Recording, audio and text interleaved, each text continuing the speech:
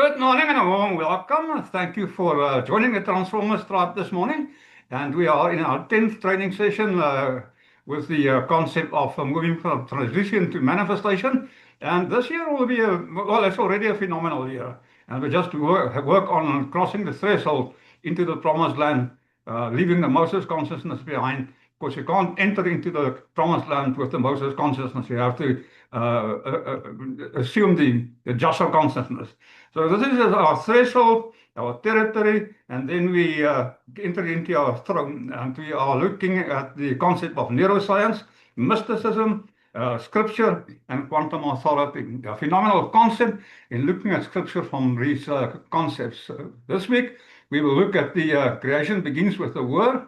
Last week we looked at creation begins with movement, and obviously you have to move if you want to experience different realities in your life. But today we will look at the concept of creation starts with a word. God uttered a word, He said.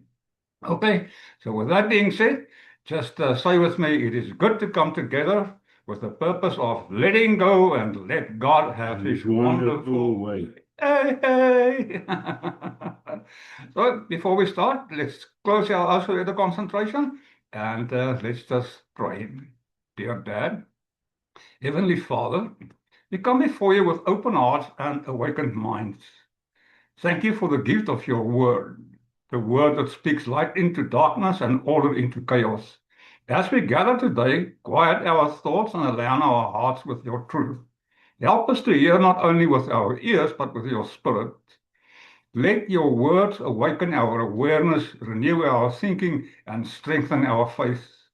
Teach us to speak from divine origin and not from limitations, so that our words may align with your creative purpose. May revelation flow, wisdom arise within us, and may our lives reflect the power of your living word. And the people say, Amen. Before we touch on today's training, I just want to step back into about 2 years ago when we spoke about transformation and the phenomenal power of presenting your bodies, Romans 12, verse 1 and verse 2. Present your bodies as a holy living sacrifice before God. And then the Bible says, do not be conformed to this world. Don't do the stuff that the world do consistently and think you'll experience different results. And then the phenomenal statement, be renewed by the renewing of your brain mind. In the training sessions, we elaborated on the process involved in experiencing different realities in transformation. So number one, it starts with Ephesians 5 verse 14, where the Bible says, wake up thou that sleepest and get up from the dead. That is pure awareness. And yesterday, as we started our concept of the quantum genesis, we came to the conclusion that Adam was pure consciousness. God created Adam in his image, pure consciousness, and that is awareness. So the key is to understand that if we do not wake up, if we're not aware of our awareness, then we can't change anything in our lives. If you're not aware of what's going on outside you, how can you be aware of what's going on inside you? And then the journey starts from that. It says, pick up your cross and follow me, the renewing of your brain mind. So first it's the awakening process, and then pick up your cross and follow me. And we elaborate on the concept. It's about commitment and consistency. And the following concept were you have to crucify the old person. And then the following concept was the resurrection takes place. And what do you actually want to resurrect into? And yesterday I spoke about the idea of John 12, where the disciple says to Jesus, how do you do these works? And he says, you've been with me so long, but let me repeat myself. It's not me that does the work, it's the Father inside me that does the work. It's the Father in me, as me, through me that does the work. Phenomenal concept, and then the challenge, the works that I have done, you will also do. And as I was speaking about this, I had this revelation. Because the moment we speak about the works that Jesus has done, we think about miracles. Lame people walk, blind people saw, deaf people hear, the miracles that Jesus has done. But when I thought about this, the works that Jesus did, first of all, it started off by Jesus crucifying the person Jesus, so that the Christ consciousness could arise.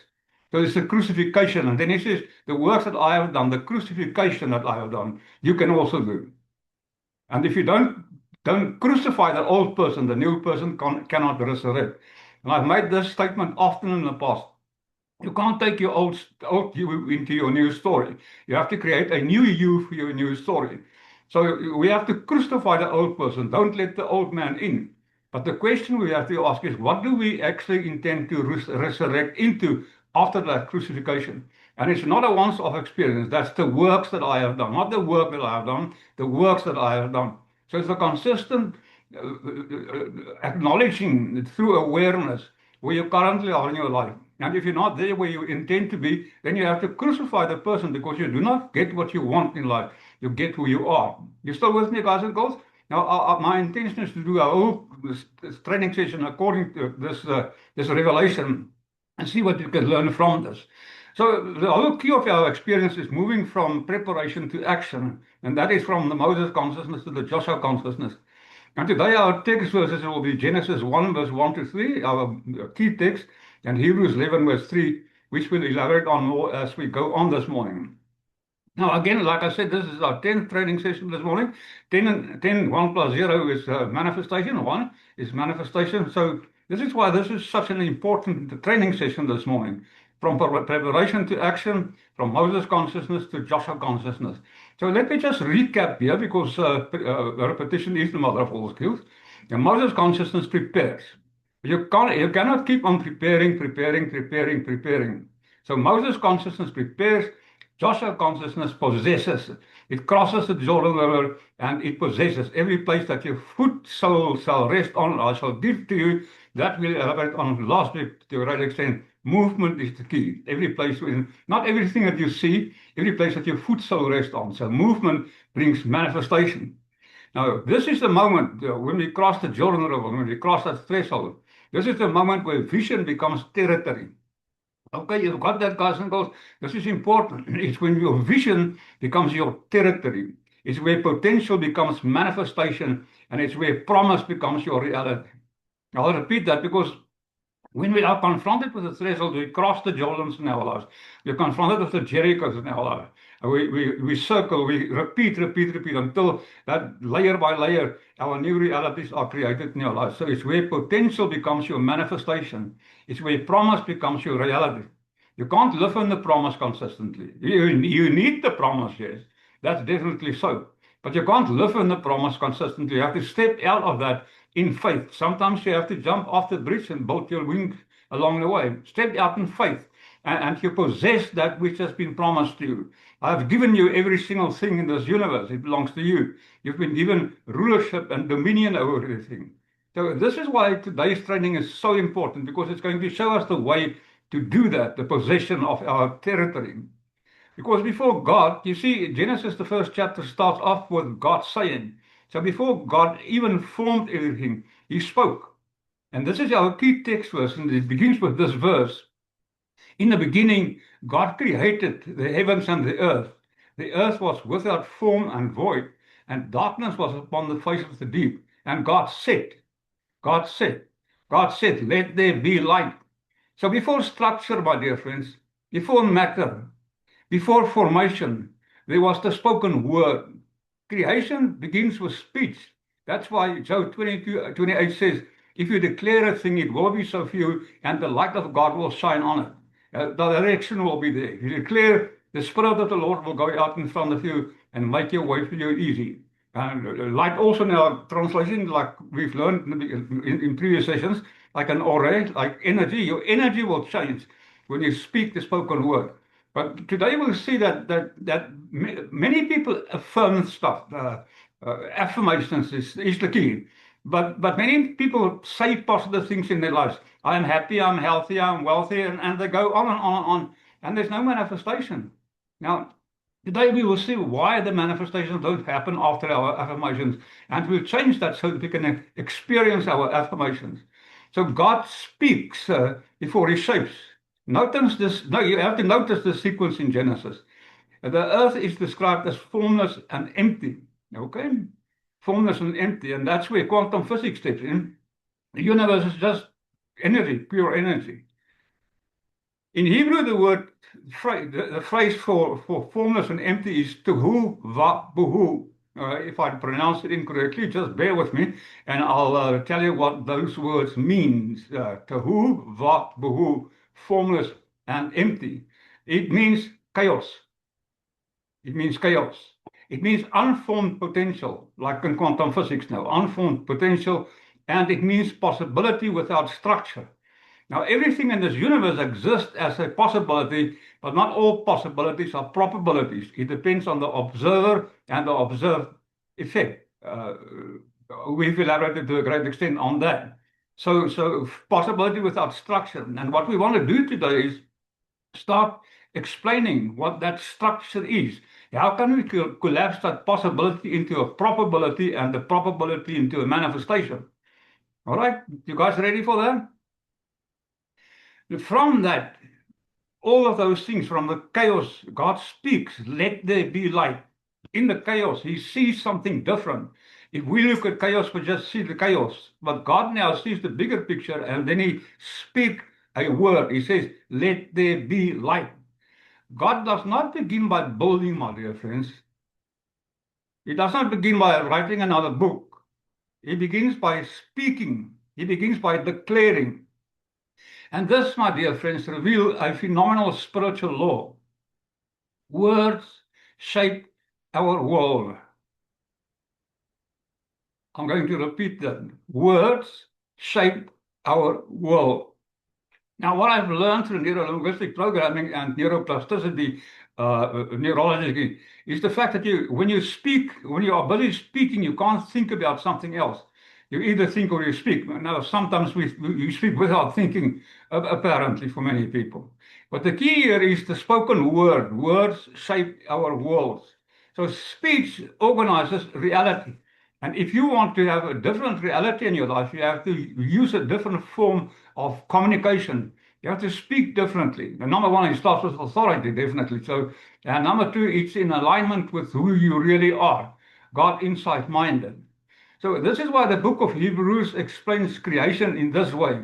It says, Hebrews 11 verse 3, it says, by faith we understand that the universe was formed at God's command, so that what is seen was not made out of what was visible, but was invisible. Now, there's a key in this verse, and that's the word command. Because we can utter useless speech. I am happy and healthy. I am, and nothing will change through that. But if that words become a command, it's in alignment with who you really are. The God inside minded is, I think as God, command as a king, play as a child, live as a millionaire, according to our philosophy. So what we have to understand here is that creation begins in the invisible. That's our key. The creation begins in the, so for your dreams to become a reality, you have to realize that it's not about something that you experience physical. It's something that's invisible. It's in the quantum field, and you make that possible in your life through what you intend to create and the words that you speak, the commands that you utter. When you command something, the light of God will shine on it. Okay, it's not just speech. It is a command. It is an authoritative thing. You command as a king. You do not command as a pauper. Okay, it won't work. You have to step out of that consciousness, of the poverty consciousness, into a fulfilled experience of the abundance that's been promised to you. Before the beginning of this world, God created you in his likeness and image. And his intention was for you to be happy and healthy, wealthy and healed. God is the substance and source of all our supply. We have to understand that. So from the invisible, when you command life into it, then it becomes visible. So what we now see in this teaching this morning is that speech is the bridge between consciousness and manifestation. Consciousness awareness. So you become aware of something, and you now intend to create a different reality in your life. Now speech becomes the bridge between your consciousness and your new reality that you want to create, the manifestation process that happens in there. So this is the creative architecture of reality. I'll repeat that statement again. This is the creative architecture of reality. Your speech, your words become the bridge between your consciousness and your manifestation. Manifest what you want to create in your life. So this is where scripture, mysticism, and science begins to converge. I love that word, converge. Come on. Scripture, science, and mysticism converge. And we have to realize now that the universe is not merely mechanical. It is responsive. It reacts towards your intentions and the words that you speak and the movement that you take to complete that, the actions that you take to complete that. We've seen that last week. But the first key here is to realize the universe is not merely a mechanical thing. It's responsive. It reacts towards what you intend to create through your words and your actions that follows from that. So modern neuroscience tells us that the brain constantly organizes reality based on expectation and attention. The universe, your brain, what your brain does is it filters the world through what you believe and speak. Your brain filters the world through what you expect and what you speak, what you believe and what you speak. So quantum physics also reveals something fascinating. Observation influences the outcomes.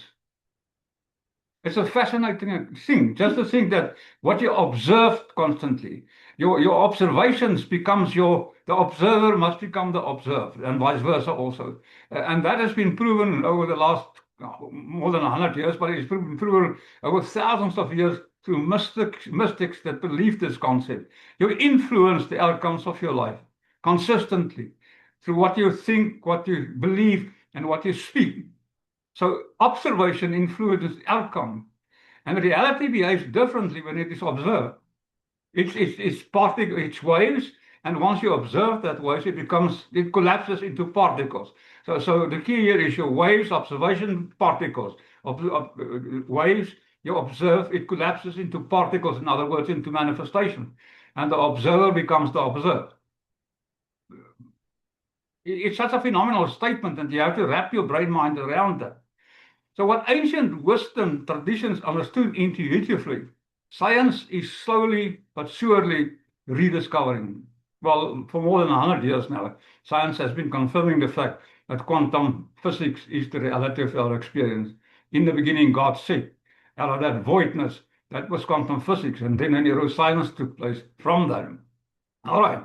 So science also discovered that consciousness participates in creation. Your focus, your consciousness, your awareness participates in your realities. In actual fact, you created all things that you have in life. Now, Genesis reveals this from the very beginning. God did not create anything silently. He did not meditate things into life. He spoke things into life. He creates through speech. And we have to accept the fact that we have to follow those concepts in our life. He creates through speech. Because speech directs consciousness. Now, I'm going to say this again, and we'll touch on it as we go on to a greater extent. Your speech directs consciousness, but only if it's aligned. Okay? If your identity does not change, your behaviors will not change. It all starts with the transformation, identity shift, miracles method. Yeah, and we'll touch on that again as we go on in the next couple of weeks. Explain how it actually works, the process involved in that. So what happens is this: we have to understand that consciousness organizes reality. Your awareness of things organizes reality. Your Adam consciousness, your awareness. Now, I'm just going to throw this in, maybe a little bit confusing, but just bear with me. When we look at the first 4 chapters of Genesis, there's a quantum reality behind that, and there's also a neurological quality behind that. And we've learned through our teachings and so on that we look at things from a analogy perspective. It's a metaphor that's being used. The character represents consciousness. Adam was created in the fullness, the awareness of God. And then he was made to, God made him to sleep, and then he created Eve out of the rib of Adam. Now think about this for a moment. Eve now, Adam is pure consciousness, and Eve now are created out of the rib of Adam, which represents your emotional states. Remember, Proverbs 23:7 says, a person is as they think in their heart. Heart is like there, the thoughts and the feelings of the brain mind. So Eve represents the feelings of human consistence, okay? But your feelings represent your perception. So Eve represents perception. And when we look at Jeremiah, Isaiah, the Bible says the feminine will encompass the masculine. So if Eve represents your perceptions, that means Adam fell asleep. He became unaware. That's why Ephesians 5 verse 14 says, wake up thou that sleepest. He became unaware. And in that unawareness, the perception of Eve, the feminine side, now encompasses that awareness. So what happens in real life is all our awarenesses are filtered through the perceptions that we have in life. Okay? If you don't change your perception, you will never change your life. But if you don't change your position, you cannot change your perception. So if you consistently look at life through your perceptions, through your emotional interpretations of life, you will not experience new realities. You have to move away from those emotional states and get into your awareness, your real consciousness in the end. Does that make sense, guys and girls? Now, we'll elaborate more on that as we go on. But the key here is to understand perception, and then the contrast comes when Nakhas, the serpent, arrives. He says, did God not say? And yes, God said. And that contrast in our lives, if we could become aware of the contrast, in other words, if we look at our lives and there's lack in whatever dimension, spiritually, intellectually, financially, and we say, okay, but there's a contrast. Let the weak say I'm strong, the law of opposites. When we look at that contrast, we say, but this is not what I want in life, okay? I need a different identity to have different experiences in my life. And we change our perceptions by changing our position. So we, from the unaware state, the position of being unconscious, the position of acting as a sleepwalker, you change that position back to your primal awareness. In other words, your consciousness of being God inside minded. Okay, and then you start thinking as God, because this is the key. Do you actually really and truly think as God? Do you see the bigger picture in every single thing?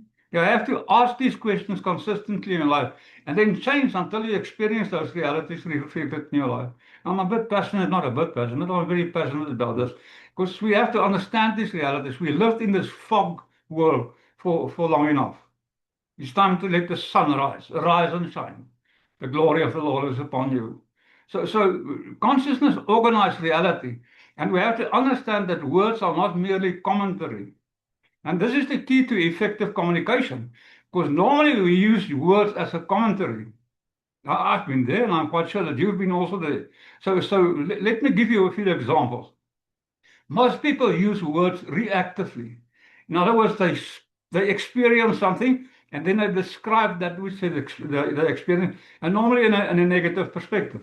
This is key. Most people are, well, all people, not most people, because we've been conditioned through media, society, whatever, to primarily think negative thoughts. It just pops in. Have you ever had a negative thought and then you said, I'm not going to think this thought again? So don't think about the pink elephant. Do not think about the pink elephant. Please do not think about the pink elephant. You cannot otherwise, because that's where my awareness are. My focus are on the pink elephant. Words direct consciousness. So look at this kind of expressions in people's life. People, like I just said, people use words reactively. And what happens is they comment on experiences or circumstances then. So I'm tired. Well, if you're tired, just accept that. Say, up to now, I've been feeling tired. You change the way you utter your speech. Nothing ever works out for me. It's a commentary. Not a creative process. Well, actually it is. Okay? This situation is impossible. Now, these statements, my dear friends, may feel honest. You're honest about what you experience, but they are also creative instructions. I've been there. I'm tired. I feel so tired. Dear Lord, why me? And guess what happens? It's not only a commentary, it's also a creative process, because if you consistently say, I'm tired, I'm broke, I'm struggling, that's what you'll experience in life. It's not only a commentary, it's a creative principle. The might of life and death are on the tongue. Nothing ever works out for me. Words are not neutral, my dear friends. Yes, it is a commentary, but also a creative process. They are commands issued to the nervous system and to the future. You activate your parasympathetic or your sympathetic nervous system. That's key. So Joshua consciousness understands something very powerful. And we have to realize this. It understands that words are not commentary. Words are architecture. It's the way stuff manifests.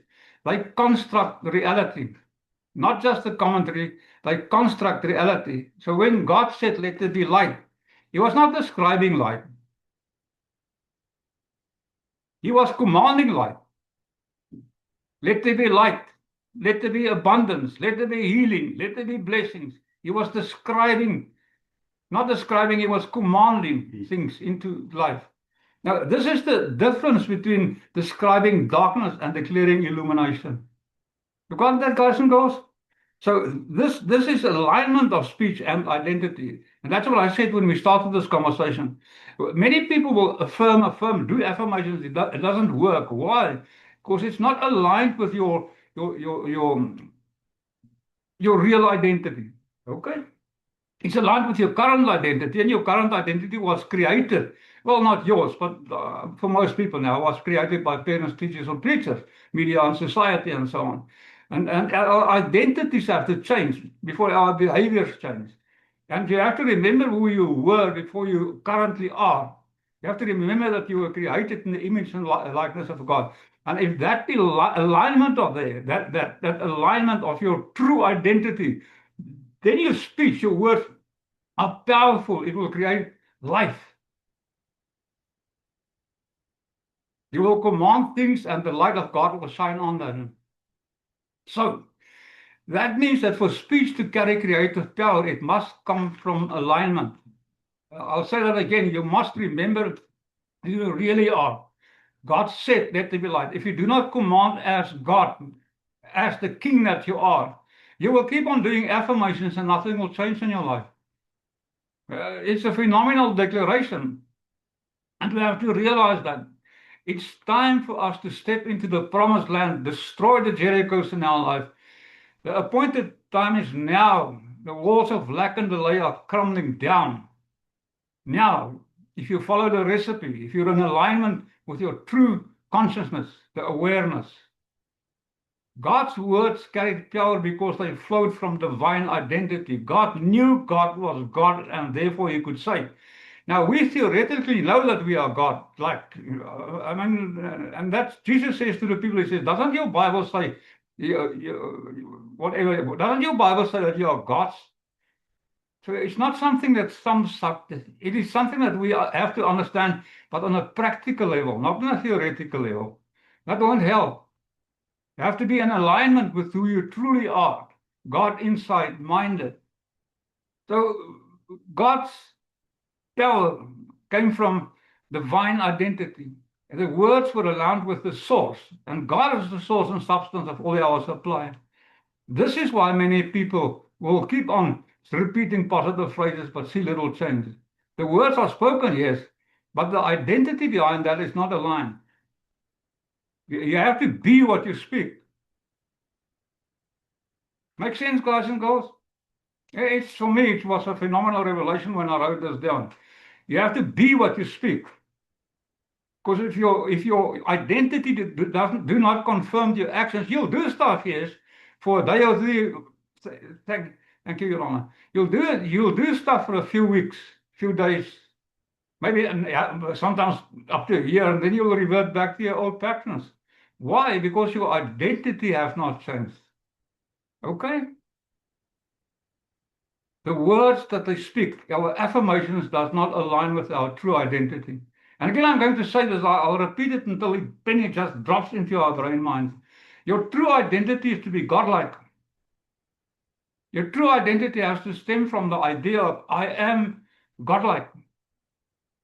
I am that I am, godlike. Now, let me just throw this for the sake of understanding. The Moses consciousness represents a phenomenal thing. Not only that he was up in the mountains meditating and being in a desert and being provided for every single day. That's fine. But it stems from the concept of where he ran into God in the bramble bush, and God said, take my people out of Egypt. And then he says, but who shall I send me? And he said, I am. Ahe Ashal Ahe. Now, Ahe Ashal Ahe represents linear time.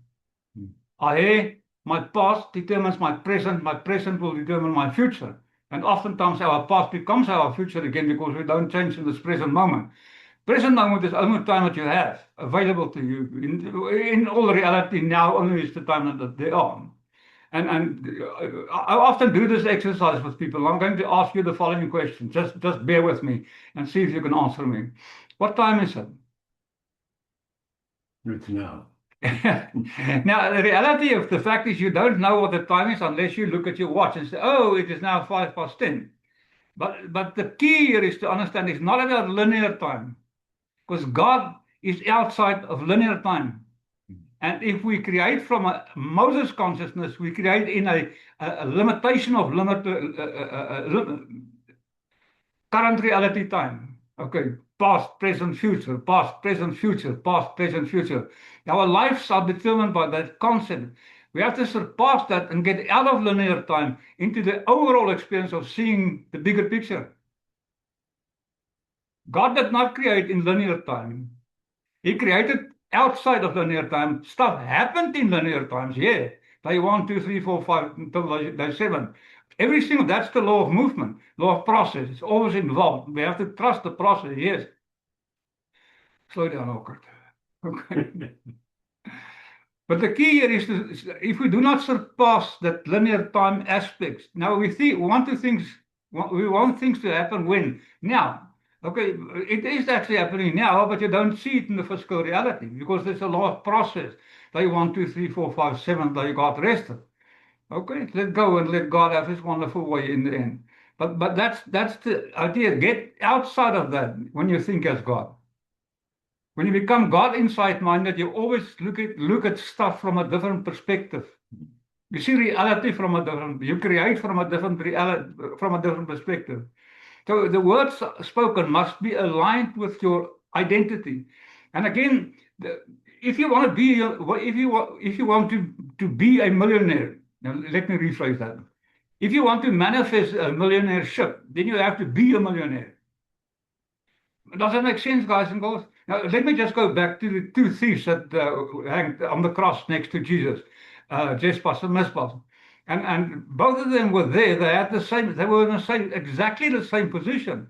And then one person said, well, you are Jesus, the Son of God, and he ended up in heaven, so-called. The other person said, oh, this is a lot of crap, and he ended up in hell, so-called.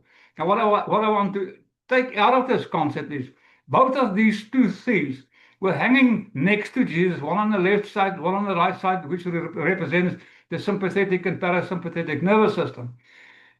Both in the same situation, but they had a different perception and they uttered different words.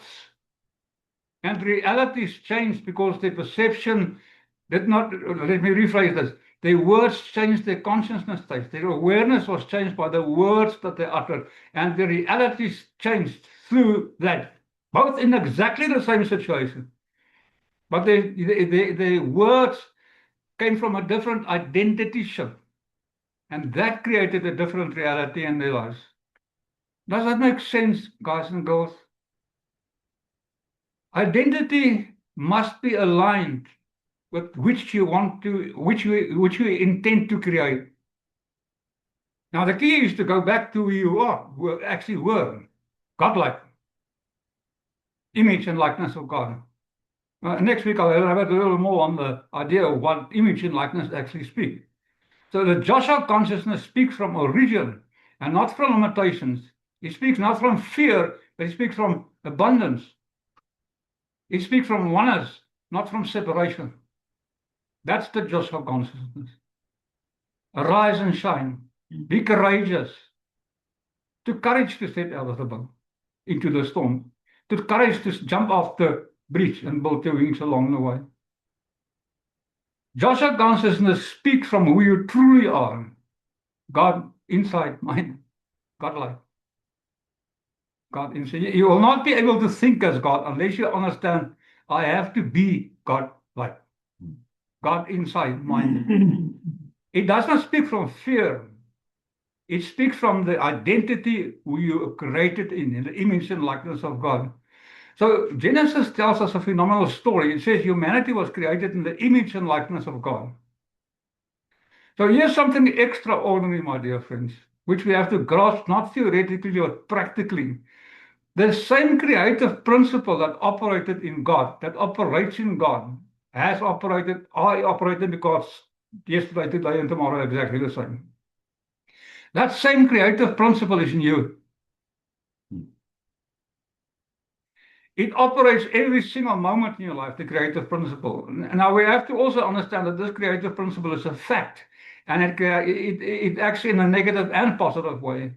That's why Romans 8:28, the phenomenal statement about neurological processes and awareness says, all things work together for the greater good that has been called by God. All things. That means negative things has to happen so that positive things can manifest. It was evening, it was morning the first day. It was evening and morning the second day. Okay, you got that, guys and girls. If you look at it from a different perspective, your realities will change. Your words will direct your awareness. You keep on saying this. I am God inside minded. I have made a choice to become and stay God inside minded, and you act from that perspective. Because the action will confirm that your words are a reality. Your awareness will direct your life. So here's the process again. The same creative principle that operates in God also operates in you. Same principle. Your words direct your awareness, and your awareness direct your life. How can you change what's inside you if you're not aware of what's going on outside and realize that what's going on outside of you has been created from your internal world?